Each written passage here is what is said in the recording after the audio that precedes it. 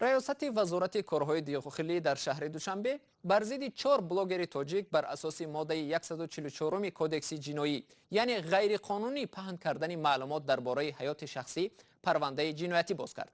این بلاگران به آن متهم می شوند که در صحیفه اولاد میدیا در شبکه اجتماعی یوتیوب نوار 20 دقیقگی را درباره نرخ خدمات زنان تنفروش در شهر دوشنبه ثبت و نشر کردند. در این نوار بلاگران شبانه به سیر کوچه های دوشنبه برآمده از تنفروشان نرخ خدمات آنها را پرسان شدند. در نوارها روی زنان پوشانیده شده است و هویت آنها مشخص نیست. در حالی که مقامات بلاگران تاجیک را با پهن کردن غیرقانونی معلومات شخصی ابدار میکنند، رستم گولوف بلاگنویس فعال تاجیک میگوید باز کردن پرونده نسبت این جوانان نقض آزادی بیان است.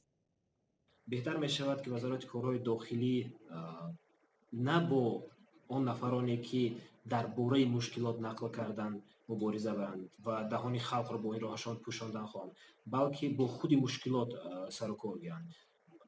مشکلات فاحشگی در تاجیکستان چخیلی که این نوار آن 4 جوان نشان داد، مشکلات